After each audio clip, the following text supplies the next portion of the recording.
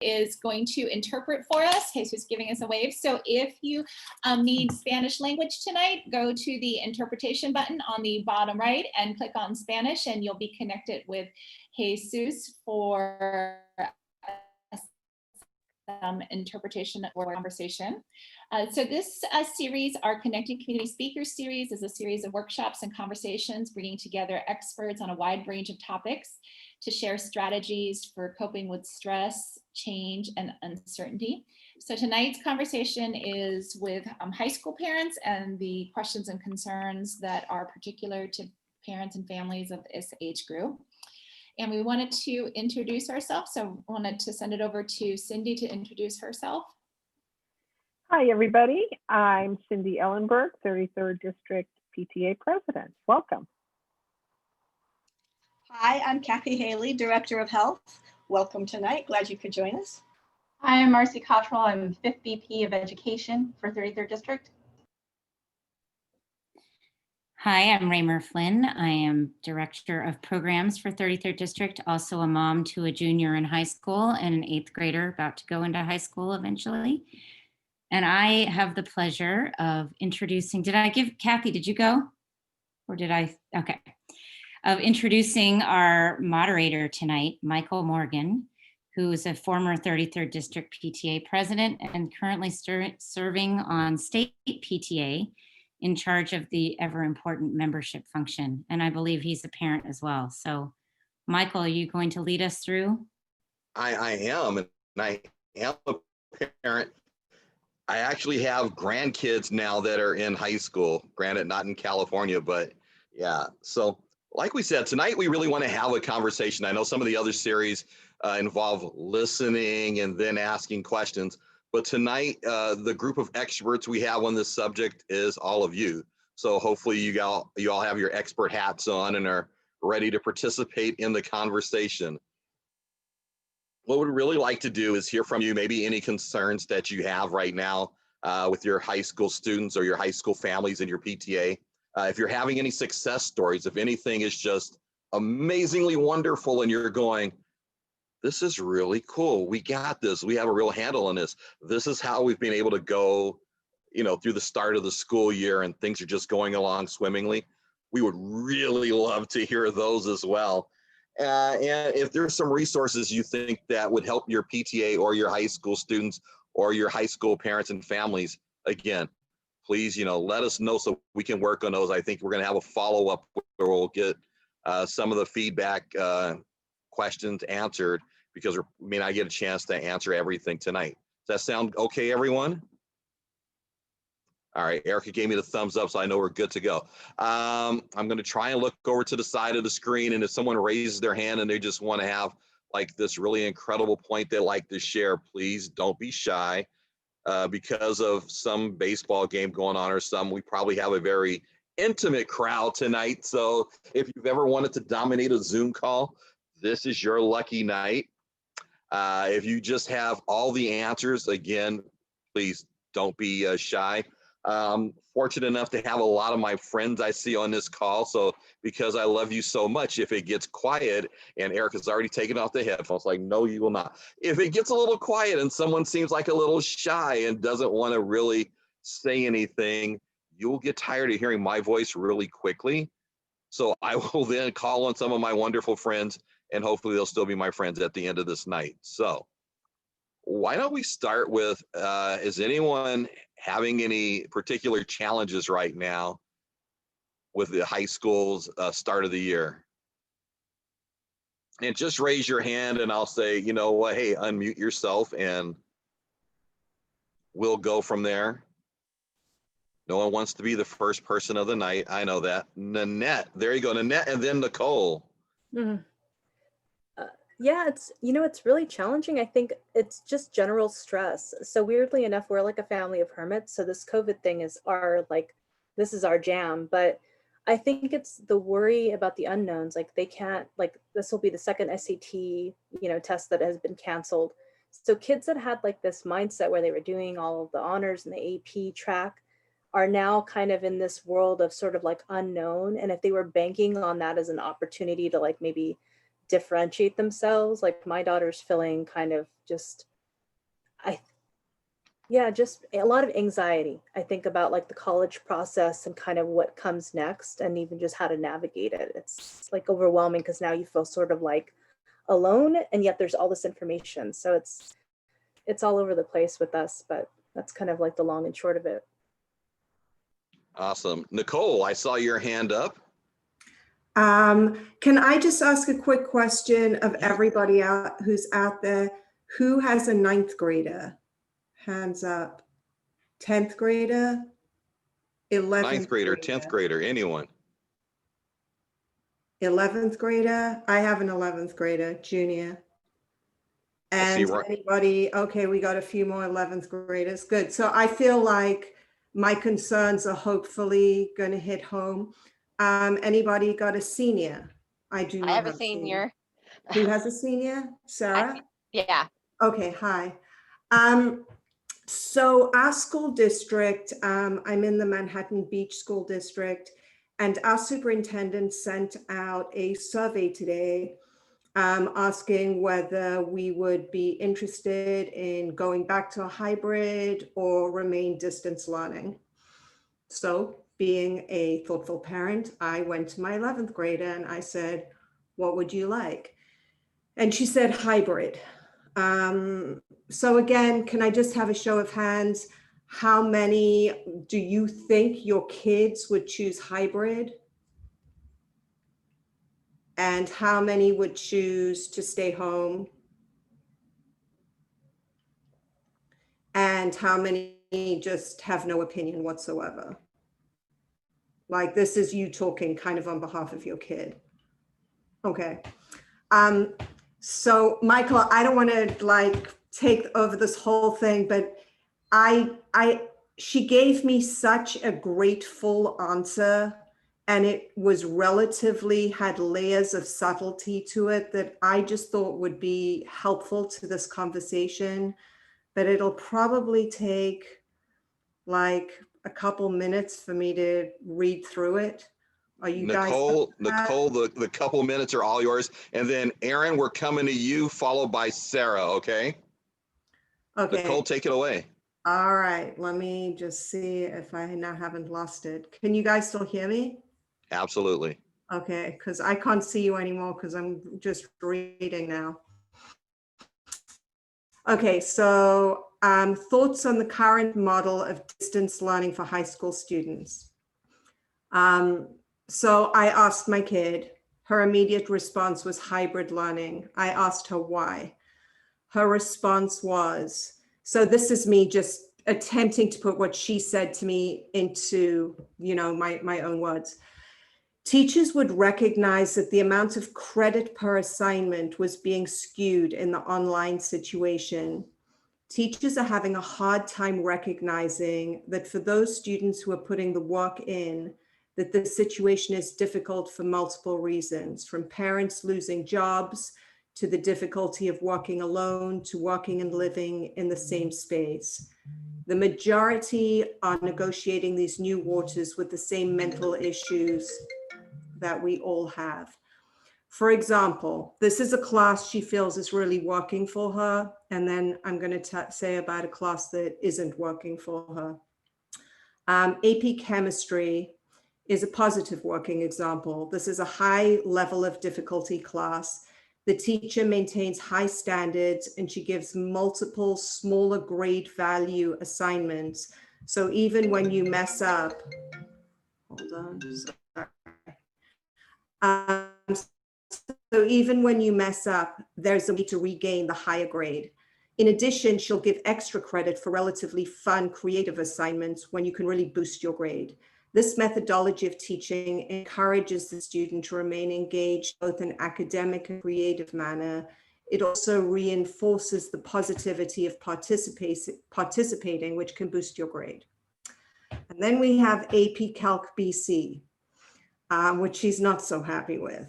Our particular class is based off UC Scout. So my daughter is pretty driven academically, and has also taken on her own time a UC Scout Spanish class. The issues are not with the platform of UC Scout in and of themselves, because the system worked very well for her as an independent learner, but it's the one layer down where UC Scout is meant to be a self-directed class aimed at students who wish to cram school. That's my daughter's wordage. Its grading system is aimed to be efficient in that manner. The teacher of the AP course is using the platform and its grading system for a year-long class. This puts massive pressure on just a few tests and exams for the grade. For instance, within a single test, if you get 2 answers incorrect, it'll bring you to a B, and you can never recover from that. For kids who are taking this class, it is a confidence downer from the grading perspective. And as we all know, when your confidence is reduced, there's less desire to improve, because you know that no matter how hard you try, you cannot achieve the higher grade. It's the opposite of the chemistry class model. Her recommendation is, this was if we could find teachers to get this through to an admin, use multiple assignments in order to grade versus just a few assignments where the grading for, say, 4 tests, each worth 25 points, and your semester grade depends on this. It's a hypothetical. The class is definitely not that extreme, but it is stressful. If you're using another platform to help you in your teaching, such as UC Scout, IXL, Khan Academy, please realize it's an assistant to your teaching, not the primary teacher. Okay, this is very much her. So I'm just going to share it as the student's perspective. Make the ability to get an A easier. This does not mean that you should teach the course to a lower standard, but it takes the stress off the achievement of the grade from the student. It differs from our previous semester, and I don't know if you guys all had this, where they just gave you a choice of either taking a grade, or whatever grade you went in with, you kept that grade. So it is different from that. You need to complete the assignment, but perhaps the grade expectation is not as high as in a normal environment. I believe the sensibility is to focus on the positive aspect of the student attempting to navigate these times as best they can, in the same way that the teachers and the admin and the parents are trying to navigate the new waters. When you take part of the grade stress off, not remove it completely, it positively reinforces the desire to attend class and learn. And in our high school, Mirapost, I think it's worked effectively in the history department. And I think that was the main point that I was trying to make, and I hope I didn't bore the living daylights out of all of you. So I'm going to be quiet now. Thank you, Nicole. That is very, very interesting. Erin, you're up. Hi there. So I have a sophomore girl, so I'm very thankful that COVID is hitting at this time, because we're kind of in that lull. You know, it's an in-between year. It's not freshman year and it's not junior year where you're gearing up for college. So it's, we're kind of going along like this. I would say, if we have to say a challenge, what she has expressed to me is we do the Wellness Wednesdays, and she feels like she has more homework that has to be completed more quickly on that day than any other. And so that would be the most challenging. And then but I think one thing that's really great, that I don't know if she would have had this opportunity under normal school year situation, is she does do a sport, and she tried out for the school play because drama is one of her passions, and she was able to make it in, and she's going to those rehearsals. And I think if it was normal time, I don't think she would have necessarily had that ability to do both things right now at this point, especially, right? Because the sport takes precedent and they have to practice it all these times. Well, without practices really happening, or the practices happen during their 2 to 3 o'clock period, then she has her after school time to do these rehearsals for a show and get that experience. So it's kind of cool that she has that, and COVID kind of made that possible, I think. So we're sophomore year, so we're just kind of mulling along. It's my sixth grader, so mine would stay at home if because she doesn't know if people are being safe at school and she doesn't trust them. So she's like, I'll stay at home because I want to be safe. She wears her mask everywhere. You know, she really takes care of herself and makes sure that we as a family are staying on the safety guidelines. And so I think this is a good year for this to be happening for our particular family. And my sixth grader, not so much. She needs the social stuff. So it is a completely different world. And we're like, get back to school as soon as possible. So anyway. Thank you, Erin. That's an interesting point, though, that your daughter had an opportunity to do something different and found an opportunity to kind of turn, this kind of negative situation into a positive. So that might be some advice we could share with others is, we know it's not easy right now, but maybe there's something you can do that you normally wouldn't have the opportunity to do. So that's pretty helpful information. All right, Sarah, I see you took your actually hand didn't down, mean to but put it up at first, Sarah. but I'll talk because I know you'll give me crap if I don't. So I know we're having a relatively good year. It's like I said, it's my youngest senior year, so it's not obviously what we thought it would look like, and he had 2 older brothers go through, so he knows what it looks like, and he's doing fine. He's doing fine online. He is a type 1 diabetic, so I would be hesitant to send him back until things were really careful because he's at risk. So my concern really isn't for my kid. My concern is for a lot of kids in our community, because I have those AP kids. I have those kids that that are self-sufficient. And frankly, they're not going to need their SATs for most of their school. So I'm not really worried about any of that. My kids will be fine. I'm worried about the kids that we're supposed to be serving in our schools that, don't have internet access, don't have parents that can sit home and explain things to them or work with them. And that's probably where my concern lies. I mean, I certainly have friends who our kids are struggling with being at home. That just isn't what's happening here. We seem to be doing okay. Thank you, Sarah. So Erica, I told you I have friends, and it's just like you look for them. You put in the chat your son's having a little bit of a struggle. You want to share that with everyone, or?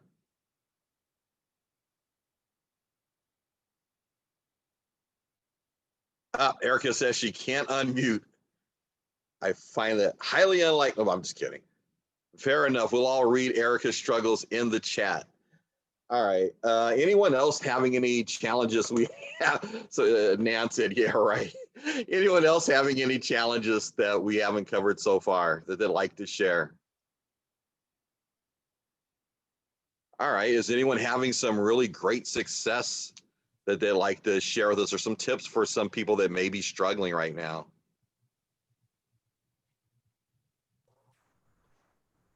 Going back to Erica's thing, like, I do really feel for her, because I think like it isn't my son he's in the second year at Elko, and was loving it, like loving the in-person stuff, and then really found that, I mean, he ended up dropping 2 classes and has extended his time at Elko as a result, because I think like there are a lot of kids who really, especially teenagers, who are maybe don't love listening to mom and dad, or their parent and guardian just bug them, and we're not over their shoulders like we would if you had them in elementary. So there's like less accountability. They're kind of responsible for themselves at a time where like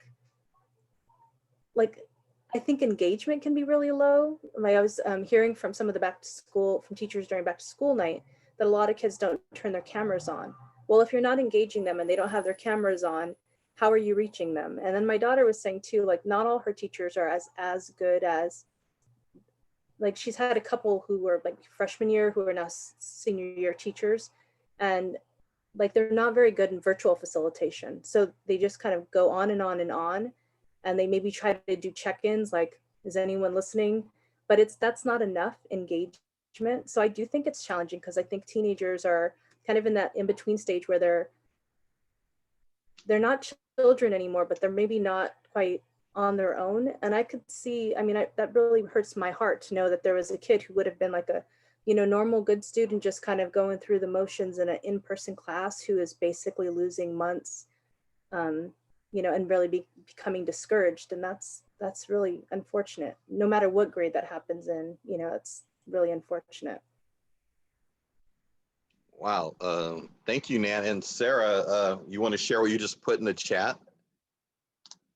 Well, sure, yeah, because a lot of students, don't have backgrounds that they want to share with their whole entire school when they're on their calls. And if you have 4 or 5 kids in a family and they're all on doing their schoolwork, they might not have the bandwidth to even turn their screen on. I know I have trouble turning my screen on with just one kid at home. No, you're right. There's times I've had to cut my video off so that, people could hear me, because, you've got X amount of computers in the house with everyone home, and, smart TVs or everything else that's connected, and your bandwidth, even in a great situation, gets choppy sometimes. And you're like, wow, what are other families having to go through with the same situation? Let me ask you a question. Is anyone having like check-ins with their ASB office to see if they're doing anything to help engage some of our high school students? Are they doing anything? Beth put something together about a senior sunrise video instead of in-person kind of thing. Or some of the ASB stuff just kind of fallen by the wayside. Raymer? Well, I have my 11th grader is an ASB, and I know that's probably the most engaged class that she has right now, because it's all age levels, and they've been constantly they brought back the clubs. Clubs need to be teacher sponsored, but then in this point, the ASB is also, those students have taken it upon themselves to try and bring back the clubs, and still hosting virtual spirit weeks if they can, trying to do whatever they can to have people feel connected to the school, because it is hard. It's not the same to see things over the screen, but our ASB is still attempting. I'd have to say that's probably her happiest class that she's in for all of them. And I have two different experiences between my children. One that's able to manage the remote learning, and the other that just cannot. So it's a mixed bag in our house, which makes it even more challenging. Thank you. Beth, did you have something you wanted to share? Well, I was going to share, at my daughter's high school, definitely they're trying to take as many things online or virtually as possible, so that you still have those traditions. They just had homecoming week and introduced the court. So, I think my daughter has in some ways mixed feelings, because she would have loved to have seen all of these things in person, including the dance. But on the other hand, I think they also realize that there may not be an end in sight just yet for a lot of these things. And perhaps it's better to do some activities than no activities. But I think it's also trying to be very creative about how they engage students that either aren't, because they primarily use Instagram. So finding different ways of reaching students that aren't using social media. And that's been a good conversation. And so I'd love to hear how other schools have reached students outside of using Instagram, and finding ways to include them, if at all possible, with these activities. Then I'll just share one of the positive things has been, we've had several students that have been interested in diversity, equity, and inclusion in our school district, which if they perhaps, and they did say this, if they had a lot more things going on, they may not have had time to join these Zoom calls with us as parents and teachers. So I see that as been a nice aspect to have students participate in things with our PTA that they may not have otherwise been able to. Thank you, Beth. Scott, did I see your hand up? And if so, please unmute and share away.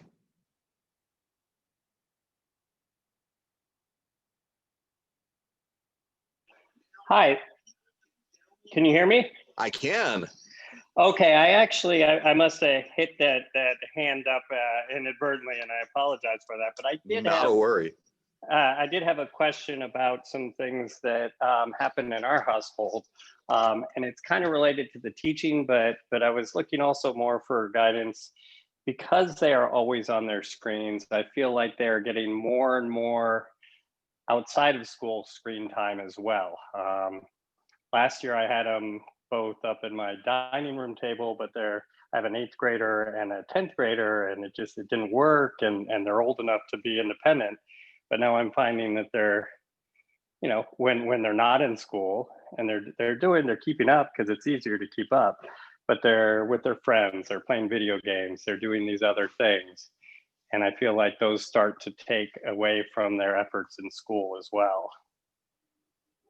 Are there things that, and maybe I'm sorry, I logged in late here, but are there Oh, things no worries. that you guys have seen that are effective in trying to balance that? Anyone with some thoughts to help Scott there? I've heard from others that, Scott, you're not alone. I've heard others, parents that have kind of said the same thing that Wim said. Her full-time job now is to be the kind of screen monitor for her students, because in their case, even when they're supposed to be doing classwork, they are, on there doing video games or, just chats about other items. And it has been a struggle for some of our other parents. So anyone with any thoughts? My daughter has been, she's a 10th grader, and she has been, engaging a fair amount in computer games, even with friends during the day. So we had to put a kibosh on that. You think they're in the room studying, and then you find out, oh, holy moly, get off that. So, but we were lenient in the beginning only because this is so different. And I think just for us, we're all working from home, so they do have to be in the room because we all need our own workspace. But just kind of keeping an eye on it and keeping an eye on their grades. And if you see anything start to dip, then it's a matter of, we've talked about if you're not, because at this point, when they're in high school, they should be managing that and their responsibilities well. And if they're not, then it's time to say, okay, well, I don't want to, but, turn in your phone for a couple hours and do your homework, or just trying to take a mental, a technology break between 1 and 3, like from the other stuff, so that after school they can be focused on homework, and just give them that, because social media is an ugly beast and its presence is constant, and it's distracting, and they don't mean it for it to be, but it is. I know, I'm constantly on my phone for work, and I find that I can't get work done because I'm constantly responding to things, and they are too. They face that same, and sometimes they don't, they're still learning how to manage that. Oh, thank you. I like that. The social technology break between X, Y, and Z. Yeah, So, and they say that you should take a 5-minute break 5 times a day. Just go take a walk outside, just something to get your eyes off. I know my kids sometimes tend to take a break from school and being on their Zoom, and then they go play a game on their phone. And I'm like, no. Well, yeah, and that all makes sense. I guess what I'm trying to balance too is, especially with the 10th grader, but even the 8th grader, is they are, I heard you guys talking about it earlier, they are trying to establish independence. And I feel like with them at home all the time, I'm starting to be more on their backs, and that's exactly the opposite of what I want to do. yeah, that's a tough balance. I got to tell you, because, I could see it now. You want to crack the whip and say, okay, look, I believe in you. You can do this. I want to give you your independence, but you're right here, and I can check on you so easily. And that is a tough balance. Those are some pretty good ideas. Nan, you had a couple of things you threw out there. Yeah, so I'm lucky because I have my daughter's home all the time, but she spends a lot of time cooped up in her room, movies, Netflix, games. And if it wasn't for family dinner, so we have the luxury of being home during dinner time. So we sit down and do dinner together and nobody's on their phone. Like that's been kind of a policy, but we've been trying more and more, especially like, we're ramping up to the holidays. So like, I know it sounds stupid, but she still loves like pumpkin carving. We know we're not supposed to have trick-or-treaters, but we bought like one of those slides and we little like bags that we're going to stuff candy into. And we do like a family horror night, like almost every night, except for the nights she works or I'm too busy, which isn't too frequently. I try to make that a point. So I feel like maybe just trying to, because I totally feel Scott, like it's hard not to want, we're parents 100% of the time and there are kids 100% of the time, but it's kind of like an opportunity to think outside of the box in terms of this small window we have before they're, adults and doing their own thing. So, maybe it's like teaching them how to like work on a car or some kind of, having them help with dinner. Like, I just think like rethinking as much as we can is realistic kind of helps. And at least it's helped with us. I feel like it makes her feel more connected to something than, not having their friends or just having them virtually. So one of the things we covered at the start of this is we said, we probably aren't going to have the answers to everything tonight, but we're going to have a follow-up. We're going to see what resources we can come up with to kind of help with these things. So I think managing screen time is definitely going to make that list of things we probably need to look at a little more carefully and see if we can come up with some best practices or find things that work for a lot of people. I feel Scott, those things. Who has any challenges or successes going on?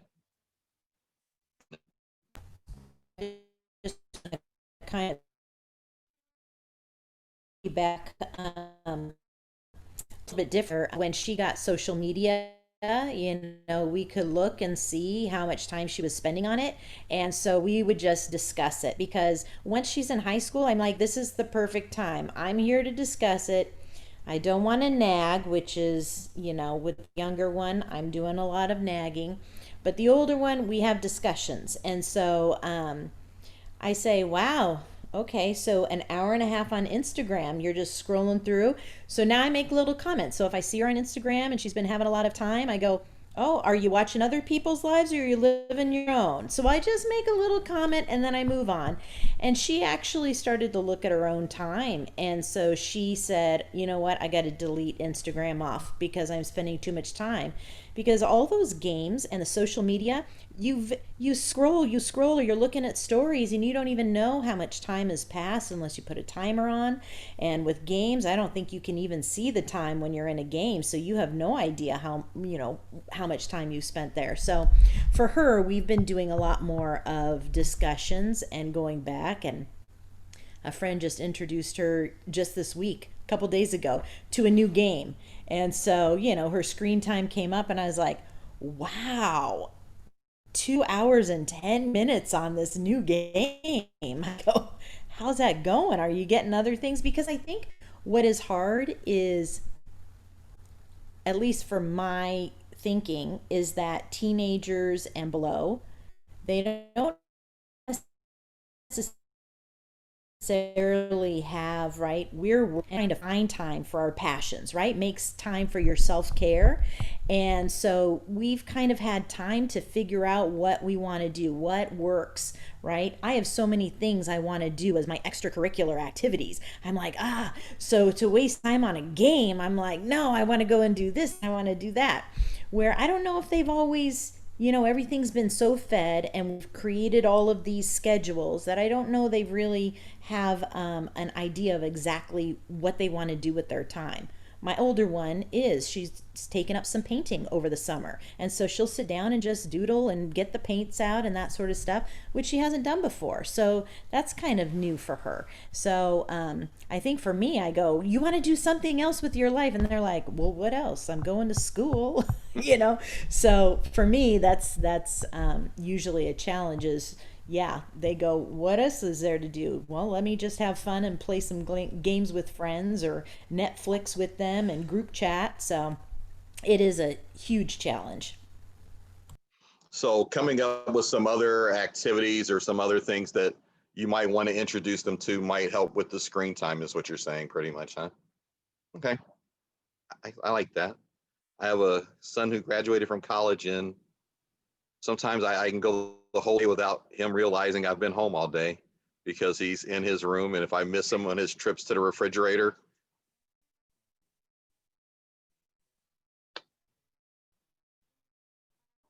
yes, Dad, I didn't know you were home because I'm here since like 9 o'clock this morning. It was about 10 o'clock at night. It's like, so yeah, that's I pretty I interesting. made my teenagers, they didn't enjoy it, watch The Social Dilemma with me on Netflix, which they probably got the point within the first 30 minutes and the rest was a little bit slow, but they were a little intrigued by this notion, of it being manipulated. But it's hard too, because they're not in, this is a hard time for everybody. And if they want to play a game or if they want to dance on TikTok or they want, it's so, and we wouldn't be on top of them except that they're in our house 24/7. They would be kind of off doing their own thing. And theoretically, you'd think they wouldn't be doing that at school, but they'd be doing something else. I don't know. It's a hard balancing act. I would agree with that. And maybe just watching things together, I feel like is a victory when we watch something together, and they make fun of me for watching that movie. I kind of feel like it's a win because at least they're not locked in their room doing their whatever Yes, it is. I'm on the 5th Thank you. season of the Clone Wars. We watch 7 Oh. episodes every night. I'm about to kill myself, but he loves it, so I'm going to suck it up. Yeah, There you go, Gossip Sarah. Girl for my teenager. So I just want to add one thing, and that's that part of our balance though is that this is their social interaction, and at this age we feel like that's got a high level of importance as well, that they need to learn how to communicate and how to socialize with people and how to get over differences and things of that nature. That is an excellent point as well. You're right, because that's a big part of the school experience that they're probably missing out on right now is how do you handle those kind of relationship things, or maybe even if you have a disagreement with someone, how do you handle it?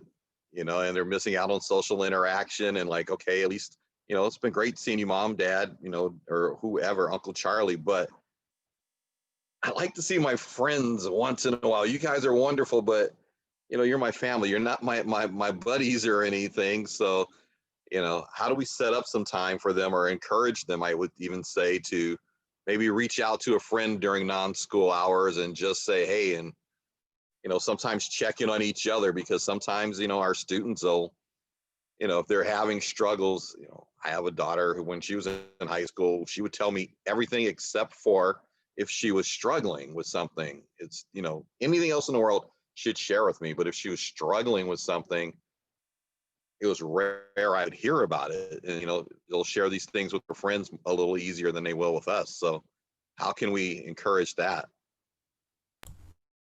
Yeah, I think definitely for our family, if the girls are on, my two daughters are on FaceTimes with friends, not playing games. I'm not so hot with just playing games on there, but if they're interacting, especially FaceTime or Zoom where they're seeing their friends, I'm pretty lenient about the time that they can spend on there, which is not extraordinary anyway, but yeah, I'd much prefer that even over text messaging to keep in context because you can see much more of the interaction. So for us, if they're FaceTiming, that's great. And sometimes there has been some sadness of feeling left out from seeing people who don't have the same family safety guidelines as our family does, going out and spending time with each other, and so then feeling like I'm the one who has to call everyone. Maybe they're doing it, maybe they're responding only because I've reached out, but they're not really, are we really friends still?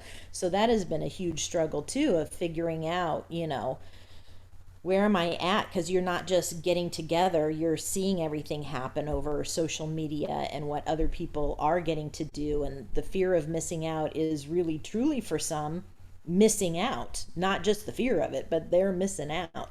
So, yeah, if they FaceTime, I'm happy with that, because then at least they're making connections with their friends.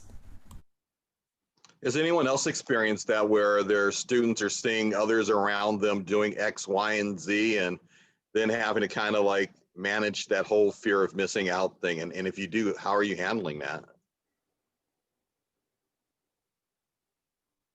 Raymer, I saw you nodding like you're kind of dealing with those things too. For sure. I mean, different house, different rules, but we've been dealing with that since they were toddlers, like having to, different families have different rules, different, whether it be sleepovers, whether it be, what they're allowed or not to do. It doesn't mean that they like it, but it's kind of hurtful to think that your kid's being left out. The one thing I point out is everyone has FOMO. There is nothing to miss out on, really, unfortunately. There's just not as much going on as what normally has been. Both of my kids still participate in their sport, whatever that looks like, which is not the real sport. Let's be real. It's whatever is allowed to be done safely with a mask, but at least having that outlet, which is out of the house, some semblance of, group activity with something that they used to do, does seem to help a lot. And I know it's a risk, but it's something that for their sanity, I feel like it's something important for them to continue, as long as they want to anyway. Thank you. Nan, you had a question. I'm always curious, like what other people do. Like in this case, like we know COVID's a real thing. Obviously it's a threat, and otherwise why would schools be closed down? But like how often, or do your guys' kids ever meet with their friends, and what kind of limitations? Like, can they meet in the front yard socially distanced? Like, I guess I'm just curious what other parents have been kind of allowing. No judgment either. We have, I don't know. I mean, I think we're fairly strict, but all of our friends are hermits, so it works out really well for us, but just kind of wondered. Anyone with any thoughts? All of Tommy's friends are hermits as well. They do play D&D via Zoom, and there's two friends whose parents are as anally retentive as we are and have their kids at home all the time. So they are allowed to come over. They sit in the backyard around the fire pit where they're, sitting apart. But there's only two of them, and that seems to be enough for him. He hasn't asked for any more than that, but we really do keep him active doing things. Our poor dog just wants to retire after all the walks we're making to go on. But yeah, it's amazing how many people, though. I mean, it's hard on social media, even for me, to see a bunch of my friends getting together and doing things. So I can't imagine what it would be like. Again, I have a hermit like Nance, but for those kids that are terribly social, I can imagine that would be very, very hard. So is anyone, Marcy, go ahead. So I have actually my daughter's a sophomore in college. She is extremely, extremely social. So when she came back in March, we all hunkered down for a good 3 months. And by the end of that 3 months, she was crawling up the walls. I mean, like didn't know what to do with herself. So we did allow her to have friends come over to our house and socially distance, talk to each other and interact. I mean, and knowing that her friends were all pretty much doing the same things, it was a hard decision to make, but at the same time, her mental health had to be kind of evaluated at the same time. So we did let just a couple of close friends come over, and that was a very small circle. She's back at school now, so she's doing a little bit better. But yeah, by the end of 3 months, having not seen anybody or really had close interaction, she was crawling up the wall. So I understand if there's some interaction with, you just kind of, for some kids, they need it. So yeah, they were planning like a outing, I think at a park, just a few friends, and they were going to go in costumes, which I thought was really funny. And I think they plan on social distancing, and I kind of thought, like, God, do I say yes? Do I say no? I mean, most of our friends kind of have families that have similar. Actually, I think we're the like loose family, so I kind of sometimes think, they're the really strict ones, and if they're okay with it, maybe that's like a clue, that they, I don't know, I just feel so bad. They have to have some social interaction, even as hermits. Thank you. All right, it's getting to be about almost 7:50. So any PTA related concerns? Anybody at their local PTA doing anything for their high school families or students, or any concerns you're getting from your high school families or students?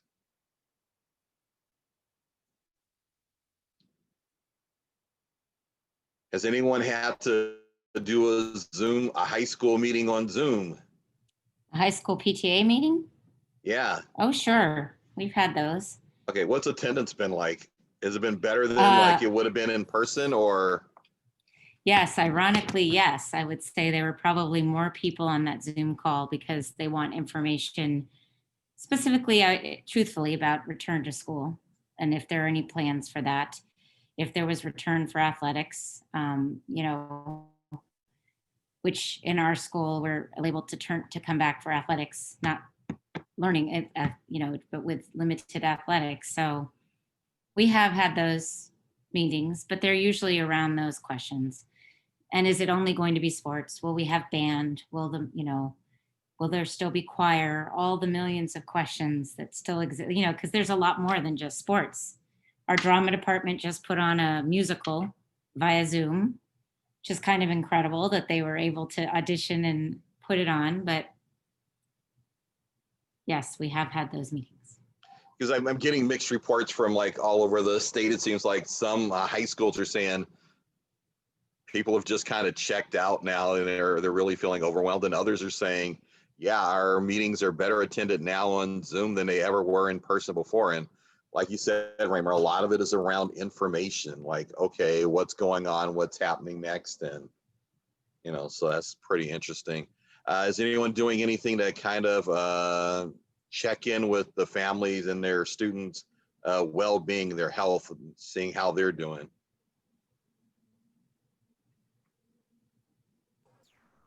It's hard. I just feel like we're so disconnected. I mean, even really, like I've been with a few of my PTA groups for a long time, but I miss them in a weird way. I see them, you know, in meetings, but it doesn't feel like the same kind of meeting you would have in person where you're catching up with people and chuckling about something or throwing side glances. It really, that's challenging. And I do think it feels more like disconnected from like your PTA groups. And it almost feels completely disconnected from like parents and families in your school. So it doesn't, I mean, it's weird. I just feel like we're kind of all floating out here in little virtual worlds, you know, and we probably meet more than we've ever met, but it doesn't feel connected, if that helps. It does, and I completely understand that, because as I look at Cindy's face, I go, I still see Cindy virtually like a couple times a month for meeting, and same with Beth, but Cindy and I have known each other a long time through PTA now, and this is easily the longest we've ever gone without actually seeing each other in person in catching at up. least, Yeah. Well, at least Cindy like made a 10 to good point 12 the other. years. Well, Cindy made a good point the other day that it's the before and after meetings that we miss. The meetings are fine this way. It's the stuff of getting to catch up before and after. You know, when we go out to breakfast, right, Michael? Absolutely. You know, yeah, I think that does impact our PTAs, because my wonderful home council, we could always have very passionate discussions, and then we'd go out to lunch afterwards and everything is okay, but we knew where we're going. And sometimes if you miss those after the facts, you can have a lot of tension kind of build up, and it's a lot harder to have those kind of discussions online. But at least we're getting a bigger turnout. All right, what can we do as a PTA to help support our high schools?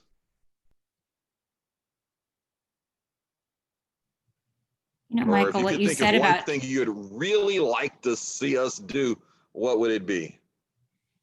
you know, Michael, when you said, have you checked in on people when this first happened, you know, when we March 13th, when we shut down and we thought it was going to be, you know, 2 weeks, 4 weeks, whatever. I think we did a good job of checking in on people, just plain old, how are you kind of thing. But it's been a while now that we've been in this virtual space, and we're always talking about, let's talk about mental health. Let's talk about this, that. But it's different than just connecting to say, hey, how are you? And maybe, you know, I know that our ASB was talking about checking in on freshmen. They were trying to do check-ins on, you know, the kids that have never stepped foot on a high school campus, but yet they're high schoolers now. Like maybe as PTAs, we could start something like that, either checking in on our fellow volunteers or parents or just in general to say, how are you? For no other reason, not to survey, not to give information. Yes, no, it's not, we're going back hybrid, this, that, the other, but just how are you? I don't know if there's a way we could do that to sort of rekindle that connection. So I will tell you that there's a couple of commissions for California State PTA that have started hanging out on Zoom just on Wednesdays for like 45 minutes in the middle of the day. There's no pressure. If you can make it, great. If you can't, no big deal. I get to see Cindy and Beth and Jesus on those as well. And it seems to help. And sometimes you don't know that some of your friends are struggling because, you know, as PTA members and leaders, you're the one that's supposed to have everything together, and that's such a lie. So it's like, no, sometimes your friends that are fellow leaders just need to let loose, and it's not about, okay, we're working on this project, we're working on that project. So maybe you can just kind of set up a virtual, you know, every other week or once a month, just hang out, like let's just say hello, and everybody, you know, if you're struggling and just need to let it out, you can. But thank you, Raymond. That's a good point. There's some people I think I need to check up on, so I'll make sure I get that done. What else can we do? Sarah, I see you're there. Well, as an area advisor, I meet with my presidents twice. I used to meet with them once a month. Now we meet twice a month. And, you know, sometimes it's a bitch session about their principals or their committees or anything else. And sometimes it's just a really good support system. And it was something that I wanted when I was a president. It was nice to have somebody who really understood that the pressure does, I mean, the whole team is important, but a lot of pressure lies on that one person that's president. So having other people that share the job, they seem to be working really well. And now they started texting each other, which I think is great. Probably complain about their area advisor, but well, they probably do. I was about to say that. I left you. Just kidding. I like the idea of having some kind of social activities, and that's what one of our parents suggested. Just she wanted to do either a cooking class demonstration or suggested, you know, what books have you read recently to give people book ideas. And the idea behind her suggestions was simply just to get people having conversations and checking in outside of a structured meeting and to develop those relationships. So I'm now thinking ways we can keep doing this, schedule it and make it so that we can just check in on people too. I think that's super important. Very good. I will tell you, one of the fun things we did on one of those weekly hangouts is we had a scavenger hunt that wasn't planned, so people couldn't just set up, okay, well, how much stuff do I have around that I might need for this? And it was a little insane. People were running around, or we had somebody who just happened to be at a 7-Eleven, and we were like, okay, fine. And she's just running up and down the aisles of the 7-Eleven, like showing, you know, whatever item she needed to get. She still lost, but it's okay. So yeah, you know, sometimes there's just little fun things. And if, you know, you're able to reach out to your parents and just, you know, it's not a mandatory thing. It's just find something fun just for people to, you know, because parents we have our own struggles, you know. I think someone said we're parents, you know, 24 hours a day, 7 days a week. So sometimes we need to just kind of like get our own mental space together. So anything you can do to, you know, help the families at your school is great. Anything else we can do for our families or our students? Anyone have a really great idea? They think we should do this for our students. We should do this for our families.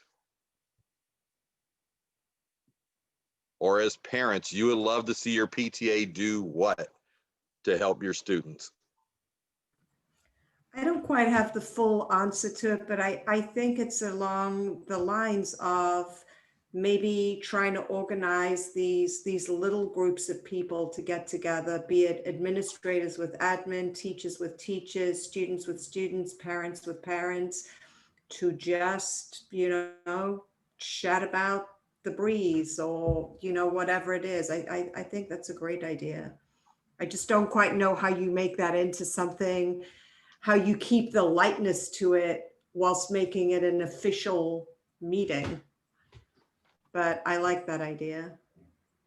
Maybe it doesn't need to be an official meeting. Maybe it can be like an after the meeting, or, say, okay, look, the meeting is adjourned here.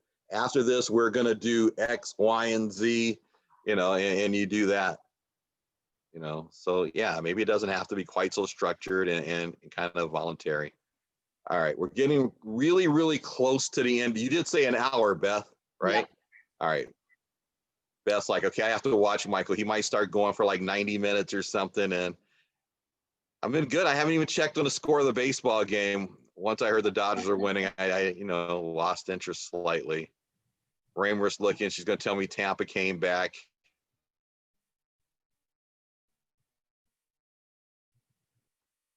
He has something. Your T Zoom has worked. That's pretty cool. I like that too.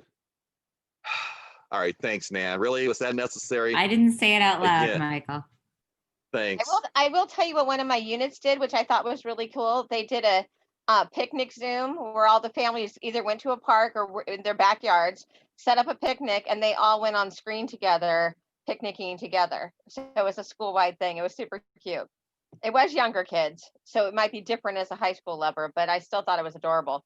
And you that thing that we read the other day, Michael, that Marshall was doing with the rocks, that was super cool. You want to share? I know it wasn't a high school, but you want to share that with everyone real quick before we wrap it up? Oh, sure. It's Marshall Middle School. It's the School of the Arts, and the PTA people have been painting rocks, and they've put the hashtag, and forgive me, I can't remember what the hashtag was, but some kind of hashtag. So the kids, when they find it, they leave list clues on their social media accounts and in group phone calls and whatnot. And they hunt for these rocks, and then the kids find them, and then they hide them again, and they keep doing it. It's apparently it's become a huge thing, and it is a middle school group, so a hard group to get engaged a lot of times. So I was really impressed with what they done. And so yeah, then they tag on and there's hashtag on social media, and then they follow it around and they set up new ones. It's pretty spectacular, I thought. Not one of my schools, not taking credit. All right. Anyone with any last words? And like I said, we're going to have a follow-up. I do have some notes here on things we should probably looking at. There was the testing concerns. Someone mentioned, I think it was Nicole, about the pressure with the grades. And we kind of find a way to just kind of ease off that some, and maybe we can find some resources around that. There was the managing the screen time, the FOMO, the fear of missing out, and then ways to kind of check in with each other and our parents and families. So I think we're going to see if we can put together a few resources and then get that posted on the 33rd website. And Cindy, I think we have a list of everybody that was on this call, right? And then maybe we can get that done as well. Does that sound good? Sounds good. And of course, if any of you, as soon as we end this call, comes up with a great idea, please email us and let us know so we can include that and share that as well. So that being said, it's like 8:02. Thank you, everyone, for being here again, even on a World Series night. But, the Dodgers are winning by a lot, so you didn't want to watch that anyway. So thank you. Jesus, thank you again so much. For those of you that don't know Jesus Holguin, this man is so awesome. He has helped me out so many times. He's a member of the California State PTA Board of Managers. He is not from 33rd District, but he is part of our 33rd District family. And to have him volunteer so many of his hours to help by interpreting, our events in Spanish is just, we can't thank him enough. So thank you, Jesus. Cindy, anything you want to say before we go? No, I just want to thank everybody for spending time with us and sharing their experiences.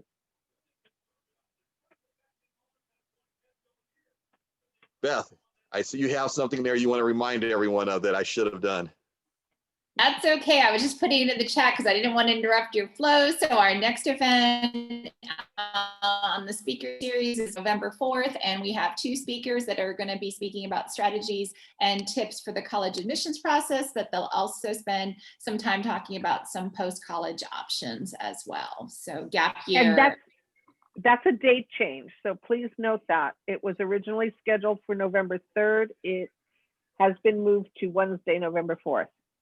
Yes, so we're not on election day. Yeah. We don't need more competition.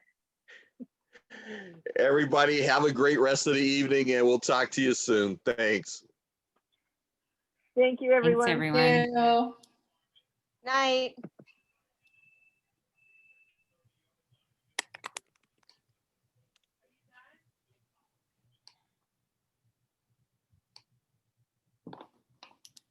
Let's see.